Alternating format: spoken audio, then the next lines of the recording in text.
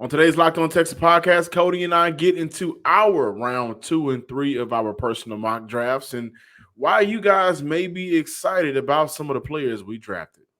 And to tie it all in, we want to develop a great team here that we can deliver wins to the city of Houston. We want to deliver a championship here to the city of Houston, and that's what it'll be about. You are Locked On Texans, your daily Houston Texans podcast. Part of the Locked On Podcast Network, your team every day.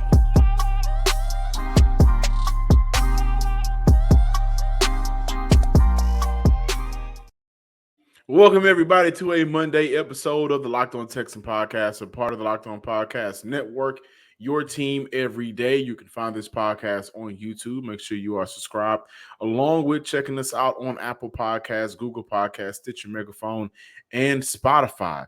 This episode is sponsored by BetterHelp. BetterHelp connects you with a licensed therapist who can take you on that journey of self-discovery from wherever you are. Visit BetterHelp.com/LockedOn today to get 10% off your first month. I'm John Hickman. Of course, I'm joined by none other than Sports Illustrated's own Texan Credential Media member, Rockets Credential Media member, Cody Davis. And somewhat of a sad day for Rockets fans. I think 80% of the Rockets fans out there are pretty excited. I don't know why, because there ain't nothing going to change. But you know what? Only time will tell you. I'll just leave it like that. Time will tell. But you guys are here for the Locked On Texans. If you want more on the Locked On Rockets, make sure you check out Locked On Rockets with my man Jackson over. Jackson, what's Jackson's last name? Jackson Gatlin. Jackson Gatlin over on Locked On Rockets. Make sure you check him out on YouTube and all the major podcasting platforms. So we got rounds 2, our mock draft, round 2, round 3. Cody, I kicked it off last time. Yes, sir. I think it's fitting for you to kick it off with your second round of your mock draft. Yes, sir. And just to do a quick recap of round 1 with the number 3 overall pick, I select CJ. And for those of you who might be seeing this and you didn't check out the first installment, I ended up with the number 3 overall pick because I received a huge trade package from the Arizona Cardinals. Don't ask me why. I did not call them up. They called me up, and I was not about to say no. But with the number 3 overall pick, I picked CJ, got ourselves a quarterback, and then with the number 12 pick, I went a different route and ended up getting edge rusher Nolan Smith. And now, John, I finally had an opportunity to address the second most important position for the Houston Texans, and that's at wide receiver.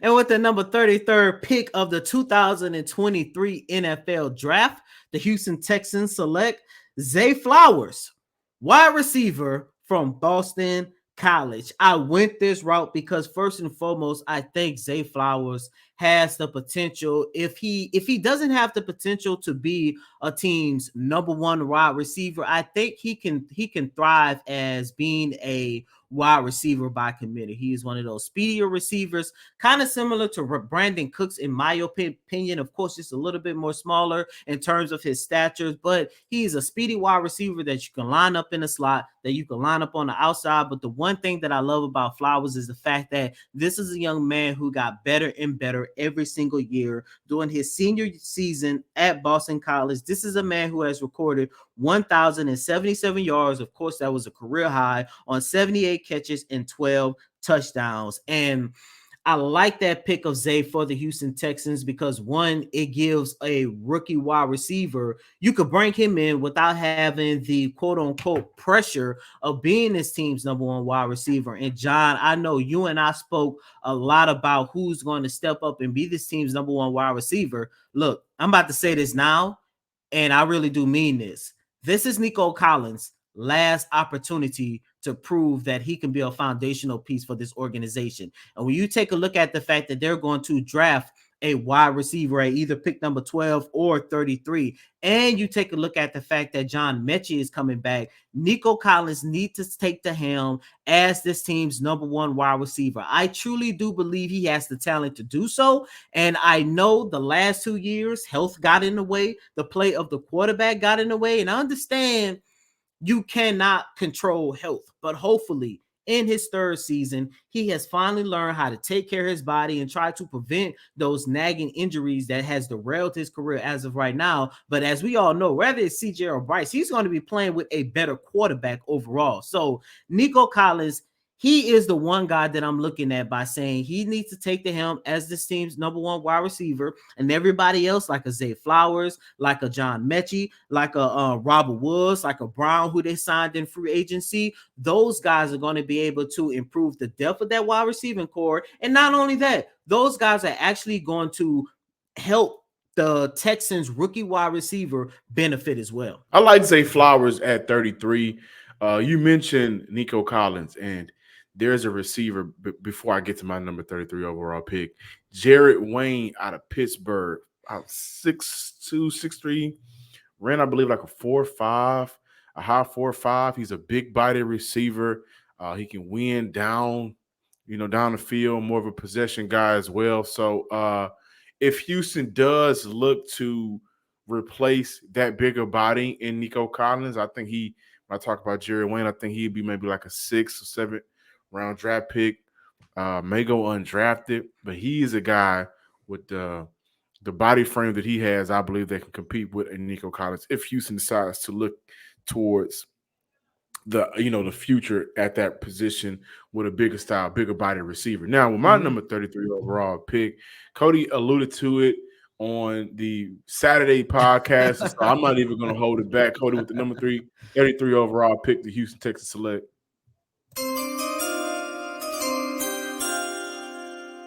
Nolan Smith. Now, on my mock board, he fell to me at 33, and it was a no-brainer. Listen, the moment I saw Nolan Smith run a 4.39, I knew he was not going to be available in the second round. A 10-yard split of 1.52, a vertical jump of nearly 42, 41 and a half, broad jump of 10.8. He is a freakishly great athlete.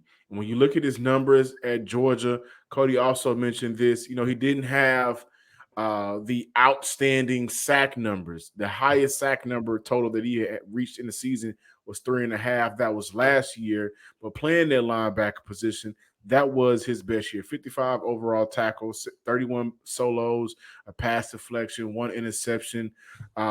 He's just super talented, and he's a guy that when you look on the tape, you see him flash at times, right? You see him, the ability to not cover, but sideline to sideline, flowing, getting after the ball carrier, attacking downhill, going after those blocks and making it difficult for offensive linemen, guard, tackle, whoever, to kind of pull block on him. He attacks it, and he plays with an edge. And so, again, I don't know how he made it to 33 on my mock board, but when he got to 33, I already addressed the wide receiver position. I thought that was a perfect opportunity to bring in a player that under DeMeco Ryans, right? If this was Lovie Smith, I wouldn't do it. If this was David Culley, I definitely wouldn't do it, right? And so a lot of times when we looked at Derek Stingley last year, we looked at the scheme, which was hindering him at moments and times, right? I mean, I remember the game against Denver. Mentally, it looked like his body was taking him through man, and then at the last second, he realized, oh, this is cover 2. I have to play the flats. So I think when you look at DeMeco and the creativity that we believe he'll bring to this defense, that is a player that, man, under that type of leadership and that type of coaching staff, yeah, I think he would be amazing for Houston. Don't think that he'll be like a perennial sack go-getter, but I think he'd be a player that at the end of the game, you're looking at the stat sheet and then you're looking at what he did on the field, and you may say it's not matching up because the numbers may not be there, but his impact is there. Then, of course, at some point in his career in the NFL, he will be able to get those numbers. And so I like Nolan Smith. Again, guys, because I saw it in the comments, I don't know how Nolan Smith is the 33 on my draft, my board, but he did. And I thought that was a can't-miss prospect.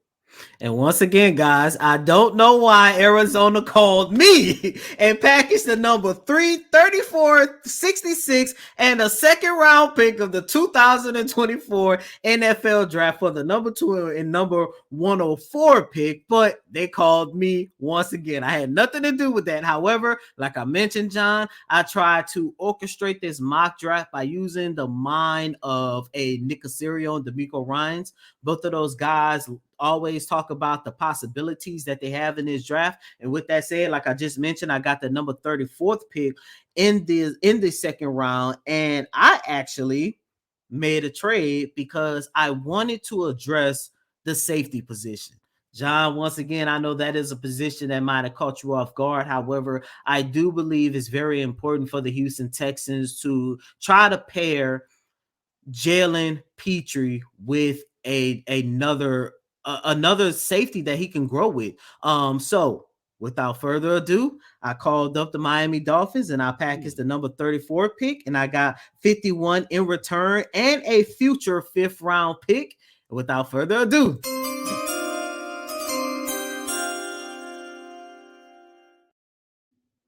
the number 51st pick of the 2023 NFL draft, the Houston Texans select J.L. Skinner, safety from Boise State. And the reason why I went with him.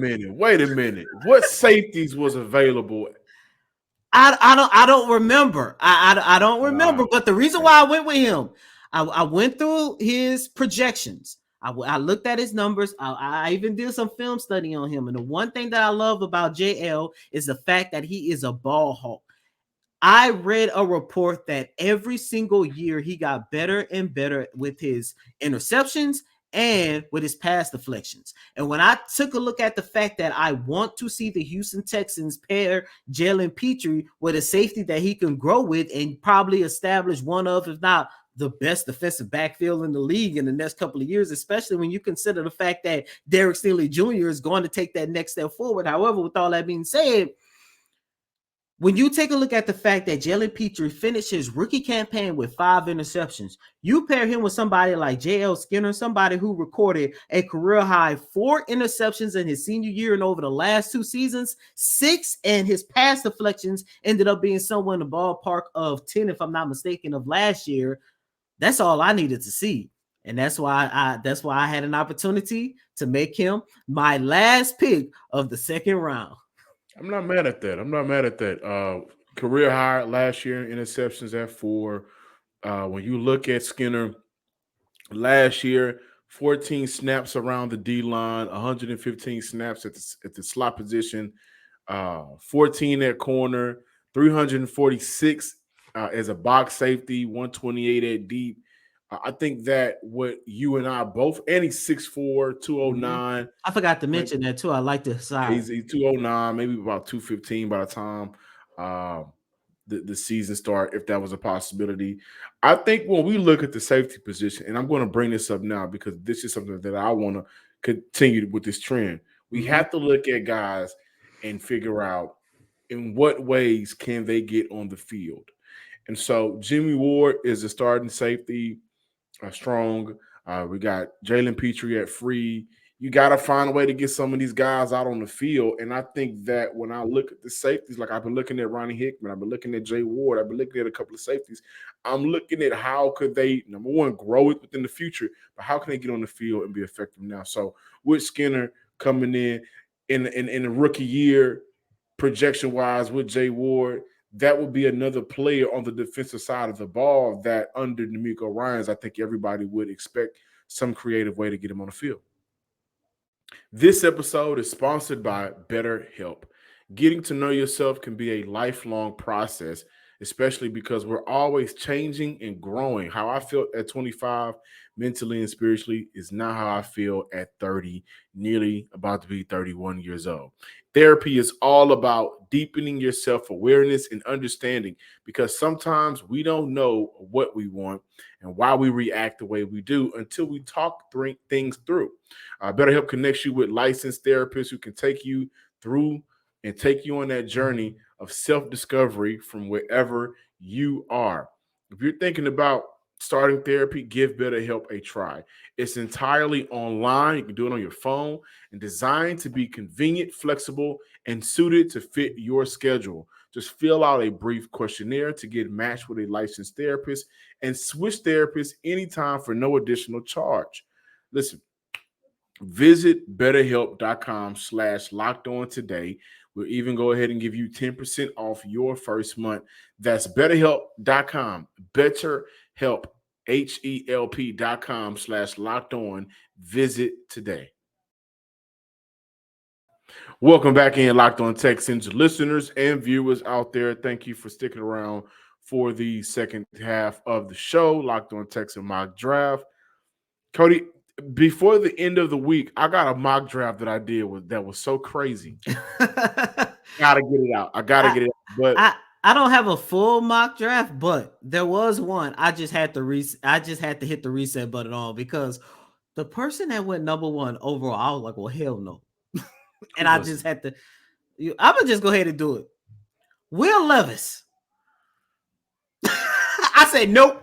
Reset. You know what? I would have saw that. And again, guys, thank God we're not general managers, right? But I would have saw that and I would have said, you know what?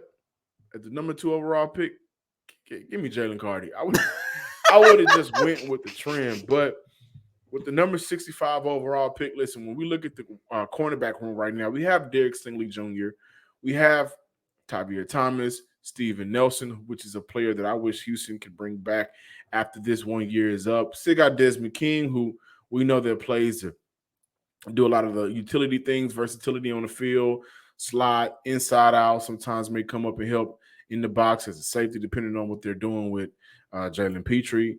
But I do think that Houston can take this draft to invest in their cornerback position as well. Now, one thing that I loved from our time with Cole Thompson was, we had him on last week, he mentioned the idea of trading back from 12 and then going to get Joey Porter.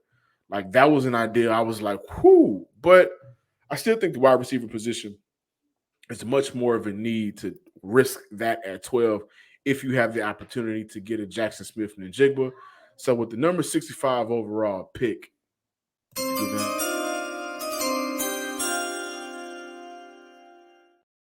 Julius Brents, cornerback out of Kansas State. Listen, Brents is 6'4". Brents ran a 4.53. I think that coming into the league, he will have some difficulty in terms of, kind of sticking with his man at times and not getting beat off those routes. However, his physicality as a cornerback coming up and making tackles, he's a big guy. And he also has an NFL comparison of Tremaine Johnson. I think that his fit, again, with a defense that I believe we will see from D'Amico Ryans, would really help him out, especially as a coach.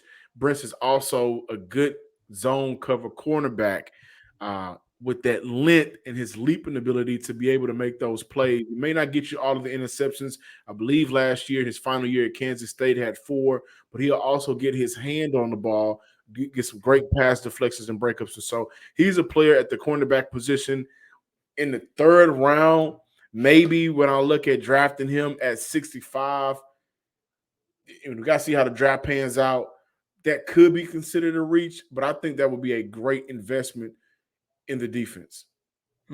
I like that pick, John. However, I actually wanted to address the offensive line.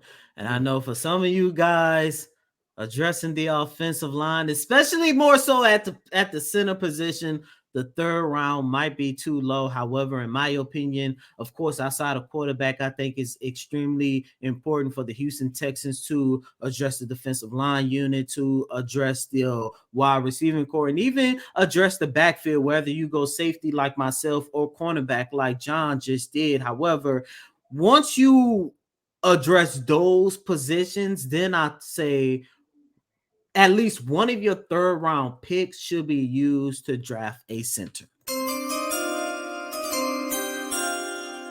And with the number 65th pick of the 2023 NFL Draft, the Houston Texans select Joe Tippmann from Wisconsin. Yes, sir. Wisconsin. And the reason why I like Joe, first and foremost, you finally got a center that you could depend upon, rely upon. That's the most important thing. But not only that, John, I do believe Joe has the attributes and he has the skill set to improve what the Houston Texans need. Of course, most importantly, you need somebody that can help protect your rookie quarterback, whether that be CJ, and damn sure if it's Bryce, given his stature. But the one thing that I like most about Joe is the fact that he can excel in run blocking. This is a guy in his last season at Wisconsin. He finished with a run blocking grade of 78.3. I think when you pair him alongside Keon Green, I do believe the Houston Texans run game is going to get even better. And once again, when you take a look at D'Amico Ryans and you take a look at Bobby Slowick, and you know they're coming from San Francisco, and you know they're going to rely heavily upon that run, I do believe that they're going to put some value into getting an offensive lineman. If it's not Joe, somebody that's similar to them. Now, John, before I give the floor over to you so you can mention your 73rd pick, in the last package that I got from the Arizona Cardinals, I ended up with the number 66 pick. I packaged that with the number 230 pick to Philadelphia and got back the 94th pick, a third and a fourth in next year's draft. So I'll pass it on to you so you can give who you picked with the Houston Texans second, third round pick. Well, I think you just put it plainly. You know, when I was able to get my second, third overall pick at 73, I went with Joe Tippmann. I think that he is a listen. I think that he would be a player that can come in, and I don't need for him to start day one. Honestly, right? I think the expectations would be high, but Houston does have some vets that he can come in and make it a competition at the center battle, right? One thing that I love about Joe, and this was an issue that we saw Houston struggle with interiorly with the interior offensive line play. He does a very good job of picking up late blitzes and whenever the D-line wants to switch it up, right? We see a lot of those stunts. So he's a good blocker, picking up blocks. He's like you mentioned, Cody, he's always, you know, he's good in the run game, very good in the run game. And I think that will help level out the left guard rookie, you know, going into his sophomore year. Kenyon Green, big body. I love a Wisconsin offensive lineman. And he is a guy that I think when it's his time, the rest of the offensive line play will truly balance itself out. I like Joe Tippmann. Man, I was watching the game between Wisconsin and Michigan State, and that was a game where you saw some lows, but you see the highs. You see him picking up those stunts. You see him picking up those late blitzes. You see him when the play is breaking down, he's moving his feet and helping follow, you know, wherever his quarterback is going with the offensive line to keep some time for his quarterback. So you see some of the good things that he does, and I think that he's a guy that can come in. Don't need for him to start day one, but eventually we'll get him on the field next to Kenyon Green, next to Shaq Mason, who's going to also help him bring him up, and got the two tackles. Listen, this may be a completely different line from what we've seen from the Houston Texans in a very long time. And now with my 73rd pick, I actually wanted to address a position that I've been very critical about since the departure of DJ Reader. So, John, you should already know what my analysis is going to be. With the number 73rd pick of the 2023 NFL Draft, the Houston Texans select defensive tackle Keanu Benton from Wisconsin, Joey's teammate. And the reason why I went with him, he is rated as one of the best run defensive players in this year's draft. This is a guy who finished his junior season at Wisconsin with a run defensive grade of 70. John, you already know how I feel about the Houston Texans run defenses. Everybody know it has been god awful. This is a team who has given up an average of what? 160, 170 last year. Run defense has been god awful. Like I mentioned, since the departure of DJ Reader, you get a guy like Keanu. He's going to come in. He's going to improve that defensive line. And not only that, he's also going to have an opportunity to learn from D'Amico Ryans. And I think that is where my excitement of this draft comes from, to where it doesn't matter if and Sheldon Rankins and Malik Collins. And you're right, and Sheldon Rankins and Malik Collins as well. But when I take a look at prospects that the Texans are going to have an opportunity to pick up in this year's draft. I get extremely excited because it doesn't matter if they're picking up the cream of the crop or they're going to get them as undrafted free agents. The fact that so many people have talked about D'Amico Ryan's abilities to teach on that defensive side of the ball lets you know that a lot of these prospects that we are talking about will be in good hands moving forward. Grand slams, no hitters, and double plays are back, and there's no better place to get in on the MLB action than FanDuel, America's #1 sports book. Right now, new customers can step up to the plate and get a no sweat first bet up to $1,000. Just go to FanDuel.com/locked-on, sign up, place your first bet, and then get up to $1,000 back in bonus bets if you don't win. All right, so go ahead and bet on how many times Aaron Judge is going to knock it out the park, right? How many pitchers go over on the strikeouts, right? You can do all of that right now on America's #1 sports book with FanDuel. Don't miss your chance at a no sweat first bet up to $1,000 when you join FanDuel today. FanDuel, the official partner of the Major League Baseball.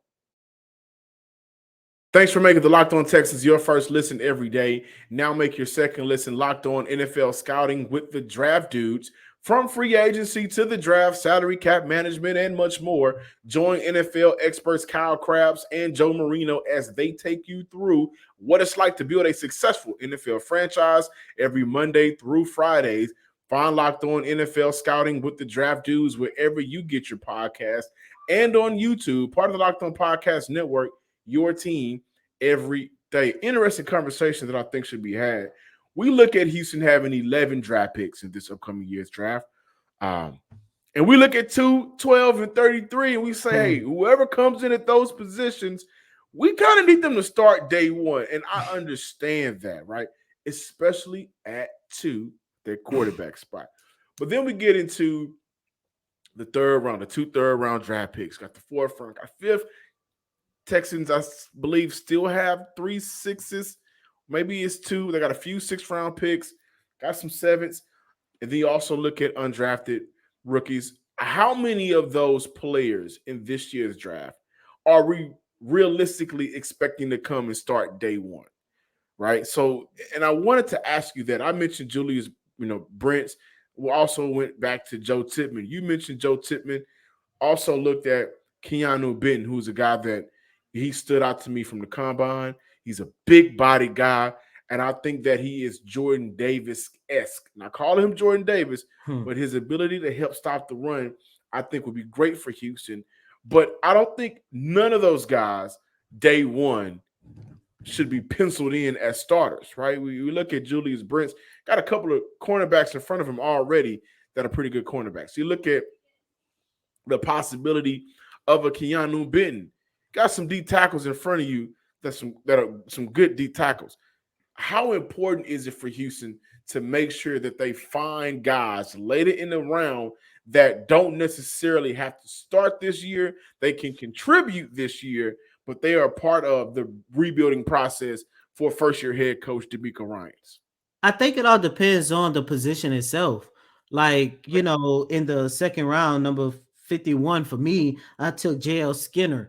If that was the case, I'm not expecting Skinner to start week 1. At some point, maybe towards the end of the season, or even if you wait till next year, then I would consider him a starter. But in terms of somebody like Tippmann, even though this is somebody we taking early to mid 3rd round or whatever the case might be, I look at him and I compare him to a Scott Quisenberry.